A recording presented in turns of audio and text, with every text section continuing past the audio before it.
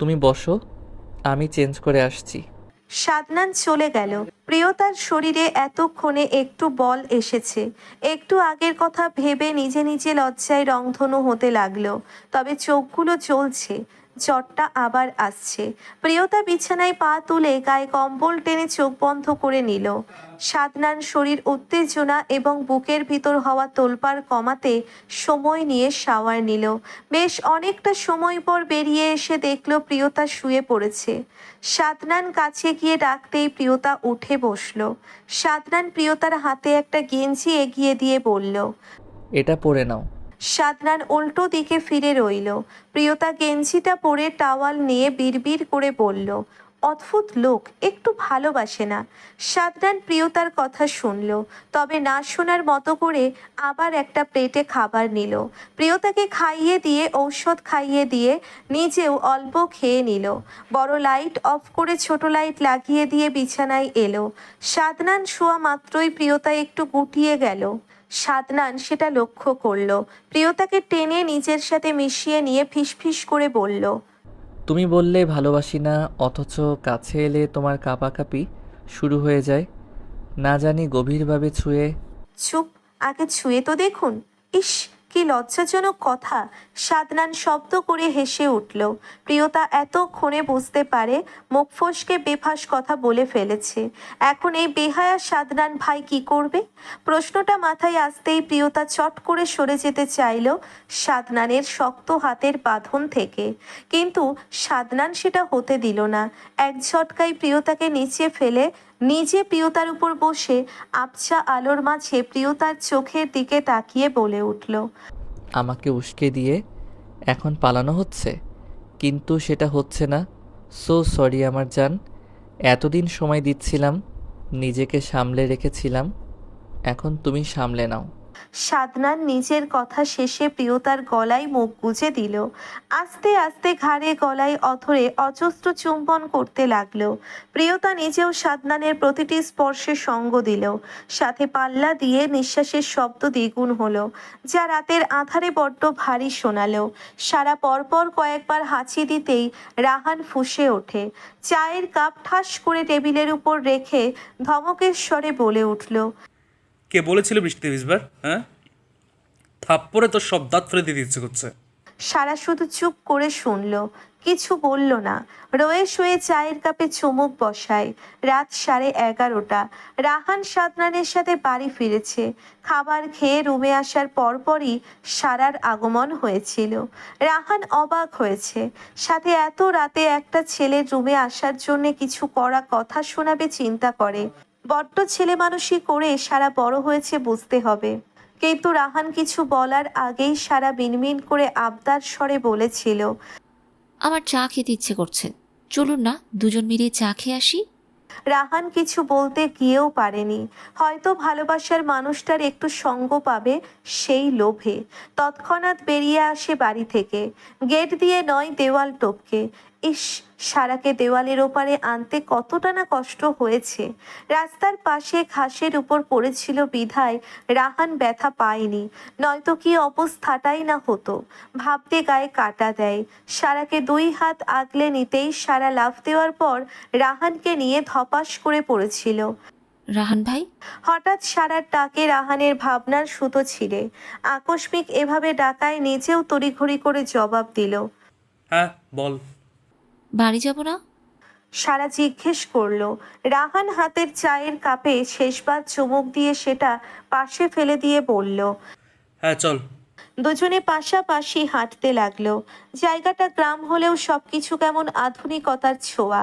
রাস্তা পিচ ঢালা, আবার মাঝে মধ্যে একটু পথ হাঁটার পর আবার লাইট দেওয়া। পাশের জমিগুলো বেশ কিছু ভরে নিয়েছে। হয়তো খুব দ্রুত এগুলোতে বড় বড় দালান হবে। গ্রামের 11:30 মানে অনেক রাত। তবে চায়ের দোকানগুলোতে মাঝবয়সী কয়েকজন মিলে মিলে চায়ের সাথে টিভি দেখতে দেখতে আড্ডা জমিয়েছে। এমনই একটা দোকানের পাশ দিয়ে যাওয়ার সময় কয়েকজন ফিসফিস করে বলাবলি করতে লাগলো। একই বাসায় থাকে, প্রাপ্তবয়স্ক ছেলেমেয়ে, নিশ্চয়ই কিছু আছে এদের মধ্যে। নয়তো এত রাতে এইভাবে এক একটা মেয়ে নিয়ে কোনো ছেলে বেরিয়ে আসে?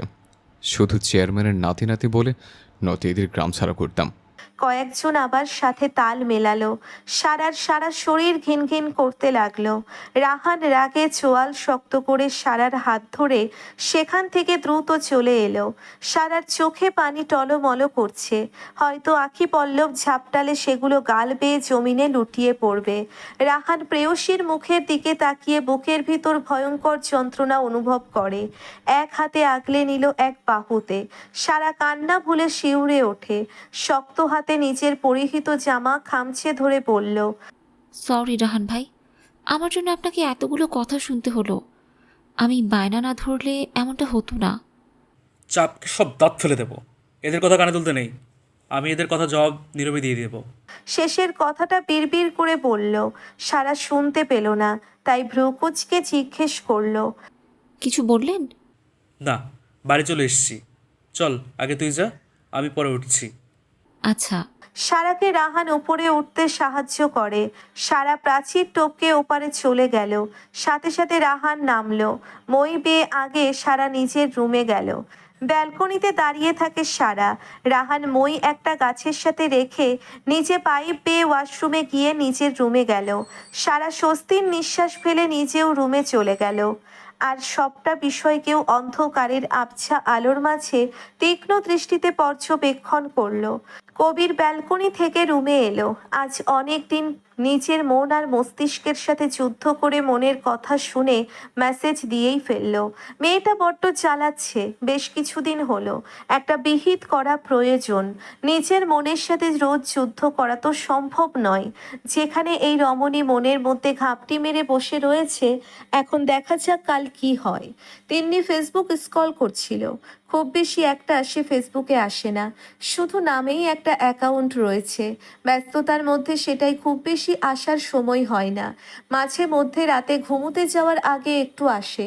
হঠাৎ মেসেঞ্জারে টুং করে শব্দ করে একটা মেসেজ এলো।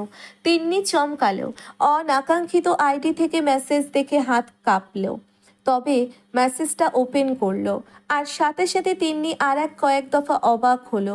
কবির খান মেসেজ করেছে, কাল বিকেলে ইউনিভার্সিটির পাশের রেস্টুরেন্টে আসবা। তিন্নি তবদা খেয়ে বসে রইল। বিশ্বাস করতে কষ্ট হলো এটা কবির স্যার। তাই তো বার কয়েক আইডি চক্কর কাটলো। সত্যি এটা কবির স্যারের আইডি নাকি ফেক? না, এটাই কবির খানের আইডি। তিন্নি মেসেজ সিন করে নেট বন্ধ করে শুয়ে পড়ল। আর সারা রাত ভাবতে লাগলো কাল যাবে না যাবে না। ওয়াশরুমে এসেই সাদনান আগে বউকে ফ্রেশ হতে সাহায্য করলো। প্রিয়তা একদম নেতিয়ে গিয়েছে। মেয়েটা প্রথমবারের বলিষ্ঠ সুপুরুষ সাদনানের গভীর থেকে গভীর স্পর্শে মূর্ছা যাচ্ছে। বউয়ের এমন অবস্থায় সাদনানের মায়া হলো। কতবার না করলো সাদনান, কিন্তু বউ তার বেহায়া হয়ে সাদনানের কথা পাত্তা দিল না।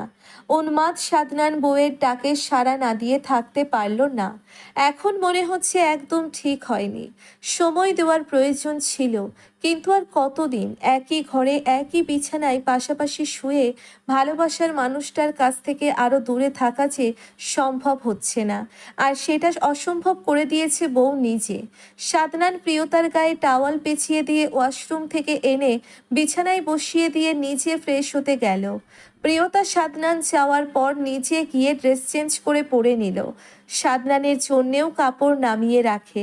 অতপর জায়নামাজ পিছিয়ে সাদনান ওয়াশরুম থেকে বেরিয়ে আসার অপেক্ষা করতে লাগলো। সাদনান খুব দ্রুত বেরিয়ে এলো। প্রিয়তার দিকে তাকিয়ে বিছানায় প্রিয়তার পাশ থেকে নিজের ড্রেস হাতে নিল। প্রিয়তা লজ্জায় মাথা নিচু করে উঠে ওয়াশরুমে যাওয়ার জন্যে উদ্যত হতেই সাদনান এগিয়ে এসে ধরল। প্রিয়তা মিহি কণ্ঠে বলল, আমি পারবো, আপনিও আসুন, অজু করে নেবেন। সাদনান মাথা দুলালো। প্রিয়তার অজু শেষে সাদনান অজু করে এলো। সাদনান আগে দাঁড়ালো, প্রিয়তা সাদনানের থেকে সামান্য পেছনে দাঁড়িয়ে নামাজ শেষ করলো। প্রিয়তা বারবার লজ্জায় মাথা নইয়ে রাখছে। সাদনান বিষয়টা বুঝতে পারে। প্রিয়তাকে টেনে নিজের বুকে শক্ত করে জড়িয়ে ধরে বলল, লজ্জা নারীর ভূষণ। আমার ব্যক্তিগত নারী আমার সামনে লজ্জা পাবে স্বাভাবিক, কিন্তু স্বামী স্ত্রীর মাঝে এসব হবেই। ভালোবাসা না থাকলেও এসব হয়? প্রশ্নটা খুব সহজ, কিন্তু সাদনানের নিকট ছোট বউয়ের এই ছোট একটা প্রশ্ন বড্ড ভারী, আর জবাবটা খুব কঠিন মনে হলো। সাদনান সময় নিয়ে বউয়ের মাথার তালুতে চুলের ভাঁজে নিজের অধর স্পর্শ করে জবাব দিল, অবশ্যই হয়। আপনি আমায় ভালোবাসেন? কৌতুক মনে হলো সাদনানের কাছে প্রিয়তার এই প্রশ্নটা। হাসল বোধহয় সাদনান। প্রিয়তা সাদনানের হাতের বাঁধন হতে মুক্তি পেতে ছুটাছুটি করলো। সাদনান সেটা সম্ভব হতে দিল না। আবার টেনে জড়িয়ে ধরে বিছানার দিকে এগিয়ে যেতে যেতে নিজেও প্রশ্ন করলো, আমার স্পর্শে বুঝি ভালোবাসা ছিল না? প্রিয়তা কেঁপে উঠল। প্রিয়তার জবাব দিতে ইচ্ছে করল, স্বর্গ সুখ পেয়েছি, ভালোবাসা না থাকলে বুঝি এটা সম্ভব হতো। কিন্তু কোনো জবাব প্রিয়তা দিল না। সাদনান নিজেও আর কথা বাড়ালো না, বউকে আরো সময় দিল। সময় তো আর চলে যাচ্ছে না। আজ সকাল থেকে তিন্নি ভাবছে, ভার্সিটি অফ, ভোট কাল, আজ টিউশন করে হোস্টেল ফিরে আসবে এমনটাই চিন্তা ভাবনা ছিল। কিন্তু কাল রাতে কবির খানের মেসেজের পর থেকে ভেবে যাচ্ছে শুধু, যাওয়া উচিত নাকি না। আবার ভাবছে কোনো প্রয়োজন হয়তো। পরক্ষণেই ভাবছে কবির খান বুঝতে পেরে যায়নি তো ও যে স্যারকে ভালোবাসে। আবার ভাবে যাওয়া উচিত, স্যার মানুষ ডেকেছে, না গেলে বেয়াদবি হবে। তেমনি দোটানায় ভুগছে। তিন্নির এখন খুব করে নিজের পরিবার না থাকার অভাবটা উপলব্ধি করতে পারছে। পরিবার, মা বাবা, ভাই বোন কেউ যদি এখন পাশে থাকতো নিশ্চয়ই এ ব্যাপারে কথা বললে একটা সলিউশন দিত। কিন্তু তিন্নির তো তেমন কেউ নেই। তিন্নি বিছানা থেকে ফোন হাতে নিল। যদি এ ব্যাপারে কারোর সাথে শেয়ার করা যায় সেটা এই মুহূর্তে মাইশা। তিন্নির স্কুল কলেজ লাইফে তেমন কোনো ফ্রেন্ড নেই। মূলত সময় হয়নি এসবে ধ্যান দেওয়ার। ভার্সিটিতে গিয়ে মাইশার সাথে কেমন অদ্ভুতভাবে এই সম্পর্কটা তৈরি হলো তিন্নি এখন বুঝতে পারে না। মাইশাকে ফোন দেওয়ার সাথে সাথে কল রিসিভ হলো। শোন, দেখা করতে পারবি? তিন্নি জিজ্ঞেস করলো। মাইশা কিঞ্চিত সময় ভেবে বলল, এখন তো বাড়ি থেকে বেরোতে দেবে না, কাল ভোট, বুঝতেই পারছিস। তুই একটা কাজ কর না, আমাদের বাড়ি চলে আয়। তিন্নি কিছু ভেবে বলল। ঠিক আছে। তিন্নি কল কেটে রেডি হয়ে মির্জা বাড়ির উদ্দেশ্যে বেরিয়ে পড়ল। দুপুরে সাদনান বাড়ি ফিরল আজ। প্রিয়তা অবাক। শোয়া থেকে উঠে বসে বিস্ময় নিয়ে বলে উঠল, আপনি? সাদনান জবাব দিল না। এগিয়ে এসে প্রিয়তার কপালে হাত রাখে। মেয়েটার সকালে জ্বর এসেছিল। এক রাতেই বউয়ের অবস্থা করুণ। ভবিষ্যতে কি হবে? বউয়ের দিকে এখন থেকে নজর দিতে হবে। এখন জ্বর নেই। সাদনান গায়ের পাঞ্জাবির বোতাম খুলতে খুলতে বলল, আবার যেতে হবে। শাওয়ার নিবে? আপনি আগে যান, আমি পরে যাচ্ছি। প্রিয়তা বিছানা ছেড়ে উঠে গিয়ে কাবার থেকে কাপড় নিতে নিতে বলল। সাদনান গায়ের পাঞ্জাবি খুলে সোফায় রেখে টাওয়াল হাতে প্রিয়তাকে টেনে নিয়ে ওয়াশরুমে যেতে যেতে বলল, একসাথে নিয়ে নেব, আমাকে আবার যেতে হবে। প্রিয়তা কিছু বলল না। আগে প্রিয়তা শাওয়ার নিল। ড্রেস চেঞ্জ করে সাদনান বউকে রুমে পাঠিয়ে দিল। অতঃপর নিজে বউয়ের কাপড় ধুয়ে এক্কেবারে শাওয়ার নিয়ে বেরিয়ে এলো। সাদনান কাপড় ব্যালকনিতে মেলে দিয়ে এসে দেখল প্রিয়তা বিছানায় বসে আছে। সাদনান এক পলক সেদিকে তাকিয়ে নিজের চুল মুছতে মুছতে বউয়ের পাশে গিয়ে বসল। প্রিয়তা টাওয়াল নিচে হাতে নিয়ে সাদনানের চুল মুছে দিল। সাদনান হাসল। দারুণ লাগে যখন এই ছোট্ট ছোট্ট হাত দুটির মালিক তার জন্যে কিছু করে। কালাম খান ভোট প্রচারণায় গিয়েছিল আজ। মফিসুর মির্জা একজন বিজনেসম্যান। রাজনীতি সম্পর্কে খুব কমই ধারণা। মূলত এসবে আজম মির্জা বা মফিসুর মির্জা দুই ভাইয়ের ততটা আগ্রহ নেই। তাই তো বাবা এত বড় নেতা হওয়ার পরেও দুই ভাই বাবার ব্যবসায় হাত লাগালেও রাজনীতি নিয়ে কারো কোনো মাথা ব্যথা নেই। তবে এবার সাদনানের জন্য সবাই খাটছে। এতেও সবাই কম বেশি আশ্চর্য। আজ সকালে তারা বেশ কিছু এলাকায় বাড়ি বাড়ি গিয়ে ভোট চেয়েছে। দুপুর হতেই আবার ফিরে এসছে। তিন্নি মাইশার সাথে কথা বলে চলে যেতে যাচ্ছিল, কিন্তু সুফিয়া বেগম সালেহা বেগমকে যেতে দেয়নি। দুপুরে খাবার না খাইয়ে কিছুতেই যেতে দিবে না। তিন্নি বাধ্য হয়ে থেকে গেল। দুপুরে সবাই একসাথে খাবার খেলো।